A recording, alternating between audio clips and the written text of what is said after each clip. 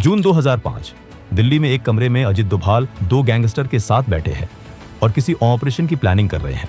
तभी वहां मुंबई पुलिस दरवाजा तोड़कर उस कमरे में घुसती है और फिर इसके बाद जो होता है वो आपके होश उड़ा देगा। इस वीडियो में हम जानेंगे कि कैसे अजित डोभाल ने भारत के मोस्ट वांटेड दाऊद इब्राहिम को लगभग मार दिया था। मुंबई में 1993 में हुए बम धमाके में 257 लोगों की मौत और 750 से ज्यादा लोग घायल हुए। इन धमाकों का मास्टरमाइंड था दाऊद इब्राहिम। दाऊद भारत से भाग चुका था और पाकिस्तान की खुफिया एजेंसी ISI की सुरक्षित पनाह में कराची में एक राजा की तरह रह रहा था। भारत सरकार डोजियर पाकिस्तान को सौंप रही थी, सबूत दे रही थी, लेकिन पाकिस्तान हमेशा की तरह इनकार कर रहा था। भारतीय खुफिया एजेंसियों में हताशा थी। उन्हें लग रहा था कि कूटनीति और कागजी कार्रवाई से दाऊद को वापस लाना नामुमकिन है। और इसी हताशा और गुस्से के बीच एक आदमी था जो मानता था कि लोहे को लोहे से ही काटा जा सकता है। वो आदमी थे Ajit Doval, James bond of India. Ajit Doval उस समय इंटेलिजेंस ब्यूरो यानी IB के डायरेक्टर पद से रिटायर हो चुके थे, लेकिन जासूस कभी रिटायर नहीं होते। डोभाल साहब का करियर ही कुछ ऐसा रहा था कि वे लकीर के फकीर नहीं थे। 1988 में ऑपरेशन ब्लैक थंडर के दौरान रिक्शा वाला बनकर खुद मंदिर के पास घूमना हो, या मिजोरम में उग्रवादी नेता लालडेंगा के कमांडरों को अपनी बातों से ही तोड़कर भारत के पक्ष में करना हो, डोभाल ने हमेशा आउट ऑफ द बॉक्स सोचा। अजीत डोभाल काफी लंबे समय से दाऊद को पकड़ने के प्लान बना रहे थे। अपने सीक्रेट सर्विस के दौरान वो पाकिस्तान में काफी लंबे वक्त तक रहकर आए थे। उन्हें दाऊद के बारे में काफी कुछ पता था। कई बार उन्होंने दाऊद को पकड़ने के लिए प्लान बनाया, लेकिन होम मिनिस्ट्री से उन्हें अप्रूवल नहीं मिला, क्योंकि विदेशी जमीन पर जाकर ऑपरेशन करना सरकार को भारी पड़ सकता था। 2005 में रिटायरमेंट के बाद भी वे सिक्योरिटी सिस्टम में एक्टिव थे। उन्हें मालूम था कि दाऊद इब्राहिम पाकिस्तान में ISI के किले में सुरक्षित है। वहां घुसना आसान नहीं है, लेकिन हर अपराधी, चाहे वो कितना भी बड़ा क्यों ना हो, कभी ना कभी एक गलती करता है। और दाऊद की कमजोरी थी उसका परिवार।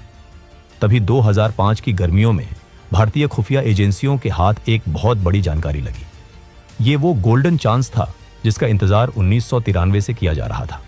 खबर पक्की थी कि दाऊद इब्राहिम की बेटी माहरूख की शादी पाकिस्तान के पूर्व क्रिकेट कप्तान जावेद मियांदाद के बेटे जुनैद से तय हो गई है। शादी मक्का में होने वाला था, लेकिन असली खेल दुबई में होने वाला था। 23 जुलाई 2005 को दुबई के आलिशान ग्रैंड हयात होटल में रिसेप्शन रखा गया था। खुफिया इनपुट ये कह रहे थे कि दाऊद, जो अपनी बेटी से बेहद प्यार करता है, इस शादी में शामिल होने के लिए अपने बिल से बाहर जरूर निकलेगा। दुनिया की नजरों में वो एक भगोड़ा था, लेकिन अंडरवर्ल्ड में अपनी साख बनाए रखने के लिए उसे वहां मौजूद रहना ही था।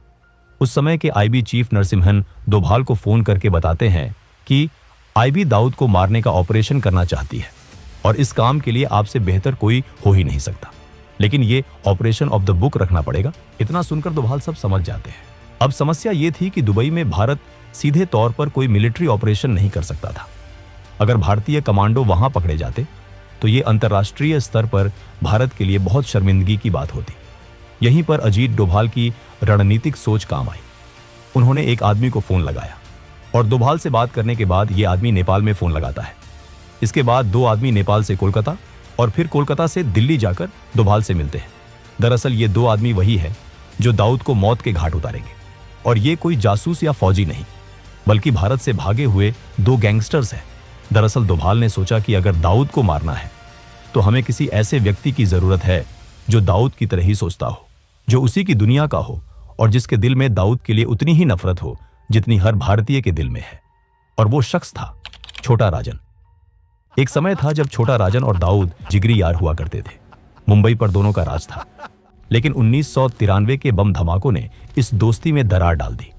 राजन का कहना था कि वो देशद्रोही काम में साथ नहीं देगा।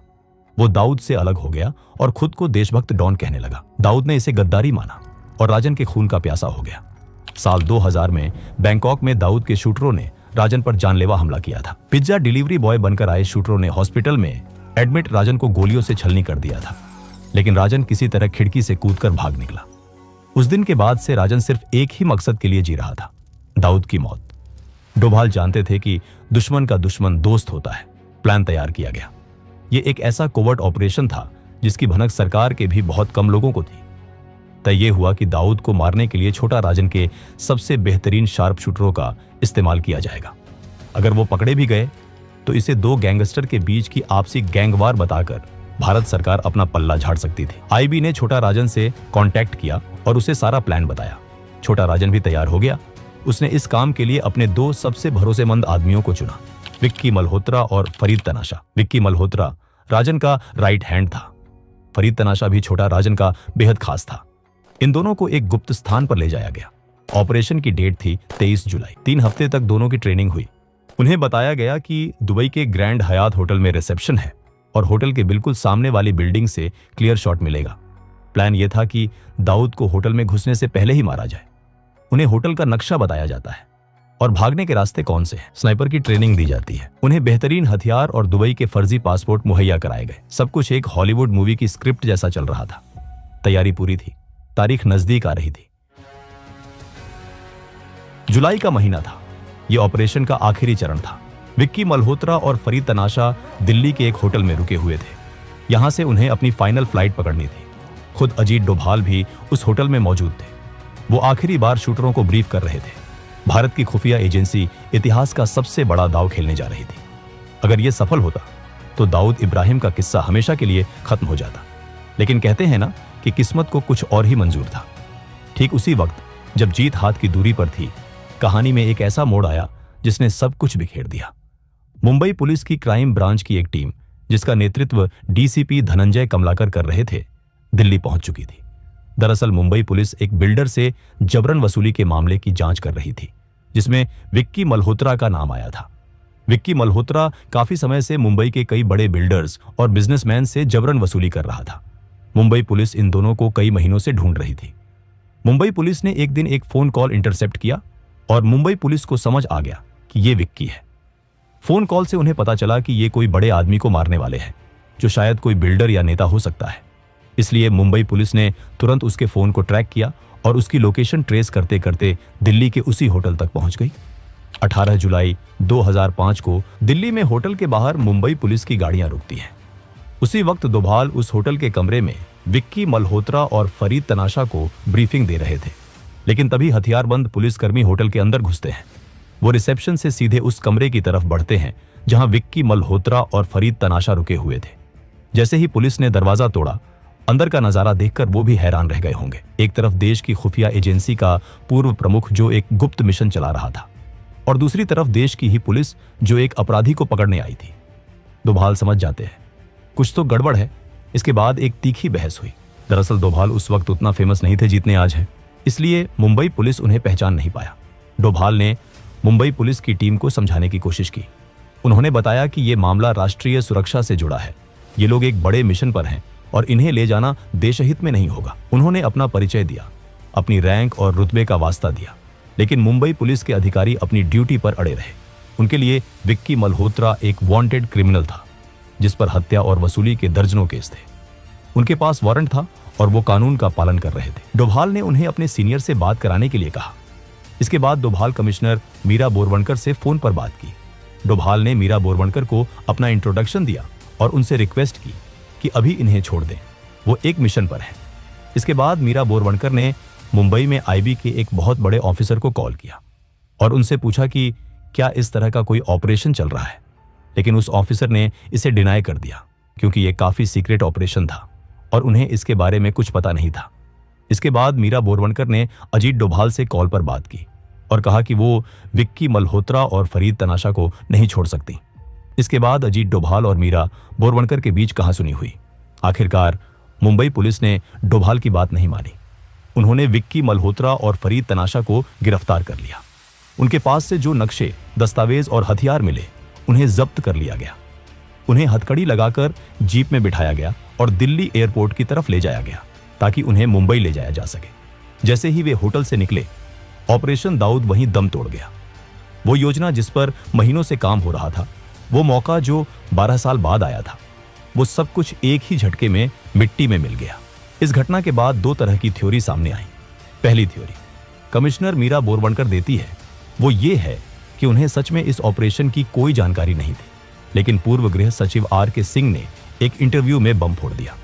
उन्होंने कहा कि मुंबई पुलिस के कुछ अधिकारी दाऊद इब्राहिम के पेरोल पर थे। ये एक बहुत बड़ा आरोप था कि भारत की खाकी वर्दी में छिपे गद्दारों ने भारत के सबसे बड़े दुश्मन को बचा लिया। वही अजीत डोभाल से जब इस बारे में पूछा गया कि क्या ऐसा कुछ ऑपरेशन हुआ था, तो उन्होंने साफ इनकार कर दिया। उन्होंने कहा, मैं तो उस दिन अपने घर पर फुटबॉल मैच देख रहा था। खैर, सच्चाई चाहे जो भी हो, गलती हो या गद्दारी, परिणाम एक ही था। 23 जुलाई 2005 की शाम दुबई के ग्रैंड हयात में रिसेप्शन हुआ। मेहमान आए, दावत हुई। दाऊद वहां आया था, लेकिन बहुत ही गुप्त तरीके से। वो जिंदा था, सुरक्षित था। भारत का ऑपरेशन फेल हो चुका था। इस घटना के बाद विक्की मल्होत्रा और फरीद तनाशा को जेल जाना पड़ा। कुछ साल बाद वो जमानत पर बाहर आए, लेकिन फरीद तनाशा की किस्मत खराब थी। 2010 में जब वो अपने घर में था, तो छोटा राजन के ही एक विरोधी गुट ने घर में घुसकर उसकी हत्या कर दी। विक्की मल्होत्रा आज भी अंडरवर्ल्ड की दुनिया में कहीं गायब है। छोटा राजन, जो उस समय दाऊद से बदला लेने के लिए तड़प रहा था, बाद में खुद शिकार बन गया। दाऊद के लोग उसे ढूंढते रहे। आखिरकार 2015 में जब केंद्र में सरकार बदल चुकी थी और अजीत डोभाल राष्ट्रीय सुरक्षा सलाहकार बन चुके थे, तब छोटा राजन को इंडोनेशिया के बाली से गिरफ्तार करके भारत लाया गया। कई लोग मानते हैं कि यह गिरफ्तारी कम और रेस्क्यू ऑपरेशन ज्यादा था, ताकि राजन को दाऊद के कहर से बचाकर भारतीय जेल की सुरक्षा में रखा जा सके। इसके बाद 2013 में भी रॉ ने एक अटेम्प्ट किया था दाऊद को मारने के लिए। 9 अननोन गनमैन को भारत से पाकिस्तान भेजा गया था। इस कोवर्ट ऑपरेशन का नाम था सुपर बॉयज। ये सुपर बॉयज पाकिस्तान पहुंचकर सारी प्लानिंग करने के बाद एक दरगाह के पास उसे मारने का प्लान बना लिया था। लेकिन लास्ट मोमेंट पर दिल्ली से एक कॉल आता है और उसके बाद इस मिशन को अबॉर्ट किया जाता है। इसके बाद सुपर बॉयज भारत लौट आते हैं। आज भी दाऊद इब्राहिम कराची के किसी इलाके में कहीं बैठा होगा। शायद वो बूढ़ा हो चुका है, लेकिन वो अभी भी भारत के न्याय से दूर है। दोस्तों, अगर वीडियो पसंद आया हो तो वीडियो को एक लाइक जरूर करें और चैनल को भी सब्सक्राइब जरूर करें। हम ऐसे ही वीडियो हर हफ्ते लाते रहेंगे। तब तक के लिए जय हिंद।